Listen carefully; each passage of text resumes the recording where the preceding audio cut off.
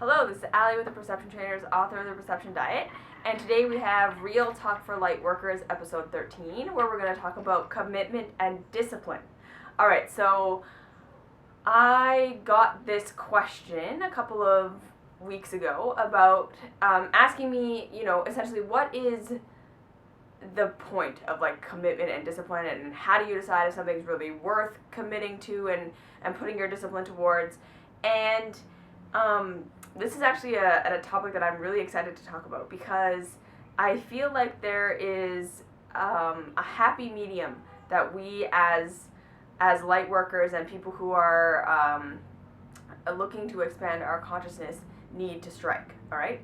So when we look at this idea of commitment and discipline, especially when we put it in the context of a spiritual path or a personal development path or a personal growth path or a enlightenment path, consciousness expansion path, whatever you want to call it, we kind of see that our consciousness, our human consciousness, has sort of gone through a bit of a cycle, right? So if we look at kind of spirituality, the way that it's unfolded in the last several hundred years, and obviously before that, we can see that there was a trend of really hardcore asceticism, right? There were the yogis, there were the Christian and the Muslim and the Catholic and the mystics, and there was the Buddhist ascetics, the Zen people, the Zen monks, and just essentially, if we really look at history, right, as far as recorded human history is concerned, we can see that those who were on a spiritual path were very much strictly following a path that was very renunciate, that was very aesthetic, that was very disciplined, that was very hardcore.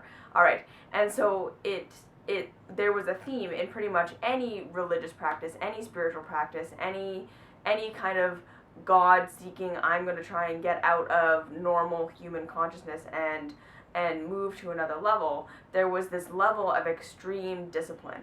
And of course, this doesn't mean that everyone who was following these kind of religions or these spiritual paths were engaging in these harsh disciplines, but we can definitely see that as a history of humans, we have a long lineage in all lineages of very hardcore, extreme commitment to the spiritual path, right? Even the shamans, they renounced their society, and they were essentially taking plant medicine all day and operating in other dimensions of consciousness. Like we said, the Zen, the Buddhists, the Zen Buddhists, the Buddhists, the Tibetan Buddhists, all the sects of Buddhism have extreme monastery kind of sects, and even like we said, down to kind of Western religion, right? Catholicism, Judaism, Christianity. We have people who are very, very strict on their path, and the yogis, obviously, it was all about giving up your life and going and living in a cave. And then we see over kind of time, right, how things softened, right? Even in mainstream religion, even in these kind of extreme forms of religion or forms of spirituality, like being a yogi, even being Hindu, being Muslim, we can see that the level of discipline that was required to kind of be involved in these spiritual practices became less and less and less and less. Not to say that there aren't still extremes and radicals and entire kind of religious or spiritual groups that are not still extremely extreme, that totally exist still. But we can definitely say that the majority of the people who are probably watching this video are not part of an extreme religious or an extreme spiritual group, right? That we have swung sort of way the other way, especially in the New Age movement, to being very, very light and very, very easy, and wanting to kind of not take on the discipline or the extremism in any way, right? So you can see that even in these more extreme practices, like you can be a yogi nowadays and not live in a cave, right? You can have a normal life, go to a normal job, and just kind of practice asana an hour every couple of days and do a 20-minute meditation and kind of consider yourself a yogi. And the thing is that, right, that is an extreme departure from the tradition, right, of asceticism, where you give up your life and you go live in a cave, right? So we can see that there has been a transition, and in pretty much every area of spirituality, every area of religion, every area of awakening, every area, we have moved away from the extreme discipline and have come into this kind of more lax way of viewing things.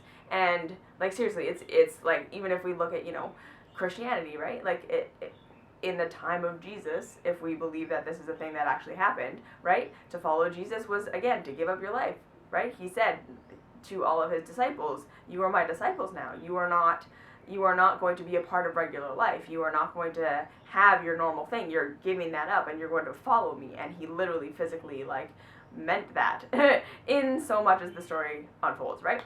So all of this is to say that we have, as a human consciousness, gone from extreme asceticism, extreme commitment to the spiritual path, extreme renunciation of the physical 3D world, and in a lot of ways, there was this idea that was kind of confounding, or that was, supporting this asceticism and renunciation, that it is the regular world, that is the identification with self, it is the seeking of the things in the world and seeking of all of this kind of 3D reality stuff that keeps us from awakening, right?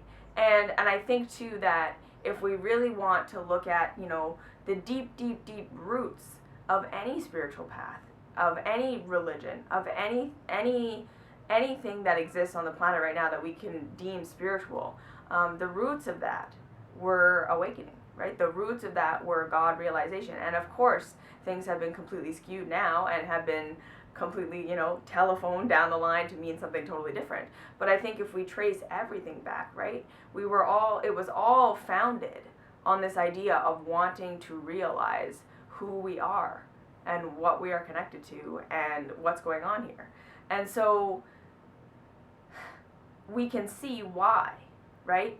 The extreme discipline and the extreme asceticism and the extreme renunciation of everything and the extreme denial of self and rejection of self and all of these deep practices, we can see why we got there, right? Because it probably was very easy to look around and say, look at the world, it's so profane, we are so evil, we are so out of alignment, we are so doing things wrong, we need to swing way the other way, we need to do something totally out of, essentially what I'm saying is it would have been very easy to look around the world and say the reason we are not enlightened, the reason we are not connected to God, the reason we don't know who we are, the reason that all of this shit is happening is because of the profane nature of the 3D reality, the profane nature of our ego, the profane nature of our bodies, the profane nature of nature, right? And that is what needs to be rejected in order to fully awaken and be fully aligned with what God is.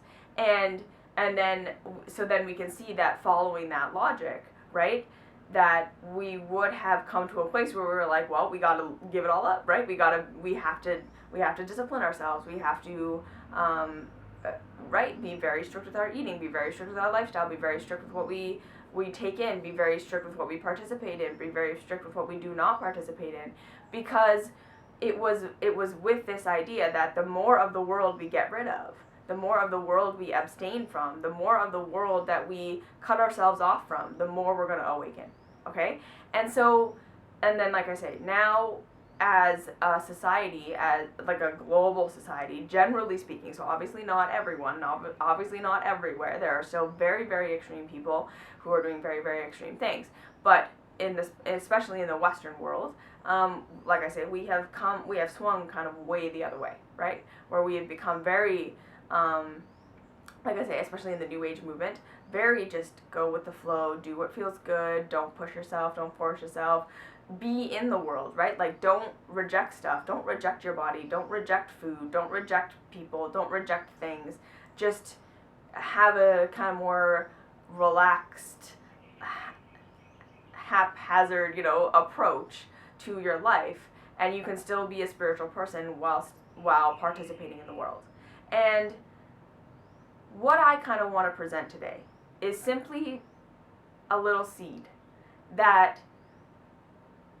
what I think is going to be most helpful for us as a human race, as an awakening consciousness, moving from this place that we're in right now, moving forward, okay, is that we need to find a healthy balance between commitment and discipline and ease and relaxation, okay? Because this is the balance that we've never been able to strike, right? This is essentially what we are looking at when we look at human consciousness and the way that we've tried to develop it, right? We've swung radically between extremes, right? We've been really, really committed to the path where we completely are, hardcore, like literally hurting ourselves, physically hurting our bodies, like doing things that are very, very extreme, renunciate, all the way to you can be a spiritual person so long as you're meditating for 15 minutes a day and that's all you really need to do. And even if you don't do that, don't beat yourself up, right? Like we've swung between these two extremes. And I think that a lot of spiritual people can look at themselves and say that they, inside themselves, have swung between these two extremes, right? It's like either I'm on this like personal growth path, I'm on this spiritual development path, and that means my diet has to be perfect, my yoga has to be perfect, my lifestyle has to be perfect, I can't participate in anything, I have to be meditating every day, I have to do this writing and blah, blah, blah, blah. Or fuck it, I'm just gonna, sit and eat popcorn and watch TV and just like smoke and drink and who cares, right? Like we're not really seeing a lot of balance. We're not really seeing a lot of integration of the two, right? And so this is what I'm saying, is that right now we are in a phase as a human consciousness of integration, right? We are learning, like everything that I bring through in these videos, right? Basically everything that I say in every single one of my videos is about integration of the self, right? That we're letting go of this idea that there's anything wrong with you. We're letting go of this idea that there's anything broken about you. We're letting go of this idea that there's anything that you need to fix or change or get rid of. And we're saying there's just traumatized, shadowed aspects of yourself that need integration. There are things that you have been through that you haven't fully integrated, that you are in resistance to, and therefore you are not getting the information that they had for you, and therefore you are in pain, right? Because ultimately, love, what feels good, is the acceptance of information. It is the allowing, right? And fear, what feels bad, is rejection or resistance, right? And so we are seeing this on an individual level, that as we integrate all the aspects of ourselves, all of these aspects of ourselves that we have decided are wrong and bad and stupid and shouldn't exist, and as we integrate all of these experiences that we've had that we thought we shouldn't have had, or the experiences that we didn't have that we thought we should have had, we come into more awareness of the universe. We come closer into feeling connected to God, connected to ourselves, more awake, more conscious, right? It's as we let go of this resistance that we have to ourselves and our experience that we are waking up, right?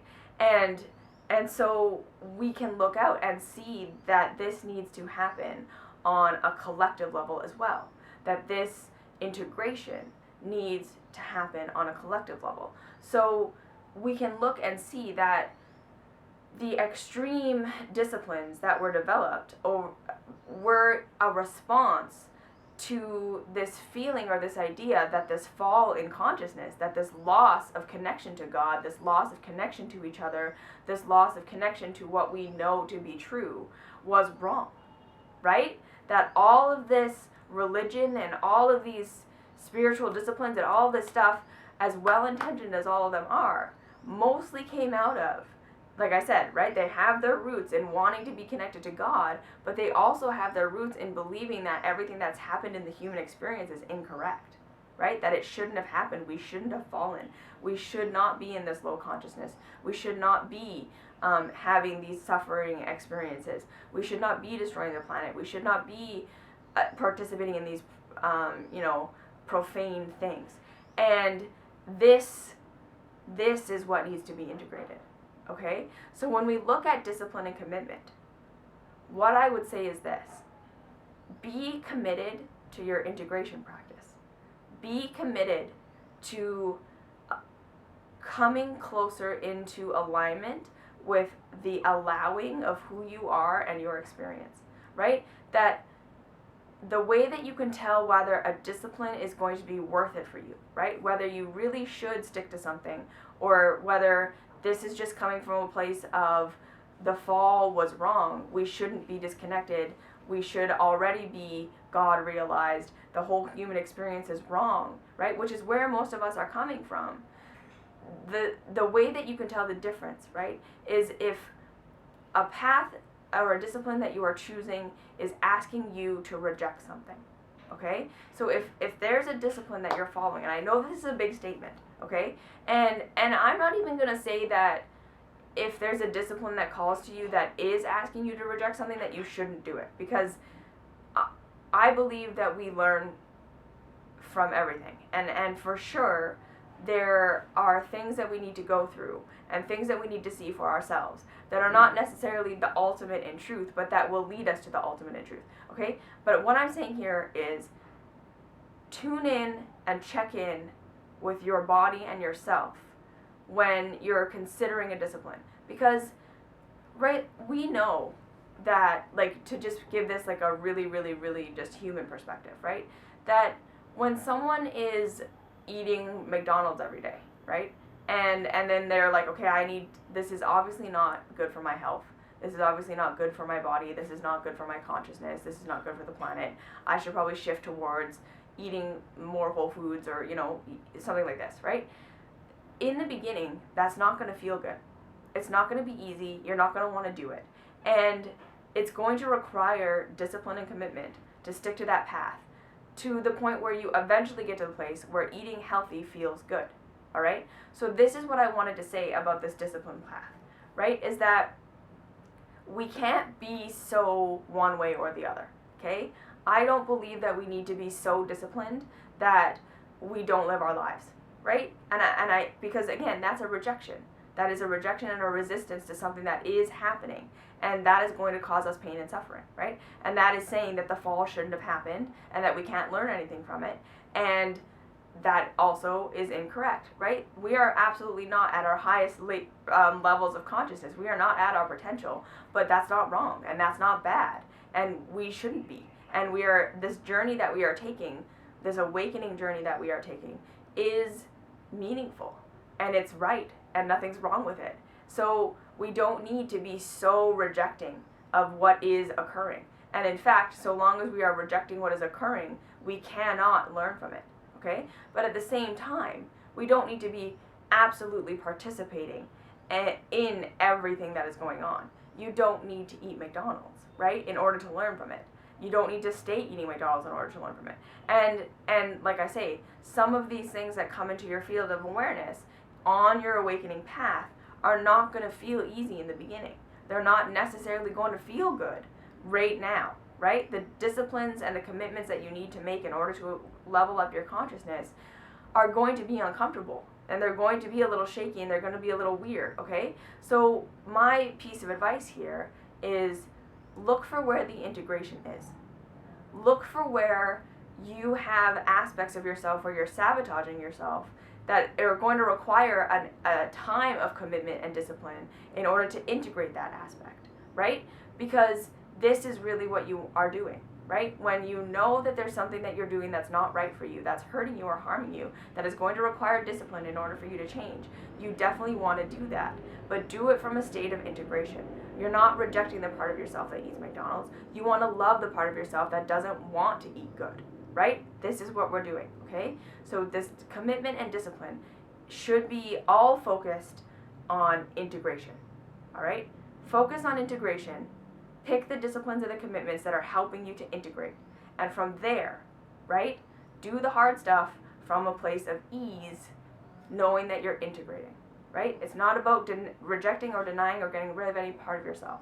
It's about integrating, all right? So be committed to your integration practice, all right? So if you have any questions, comments, concerns, please leave those down below. If you need help with an integration process, the Emotional Mastery series, that's what I'm going to direct you to. That's what you're going to help. So if you're going to ask me, how do I do it? Emotional Mastery series. Alright, like, subscribe, share, do all that fun stuff, and I will see you in the next video.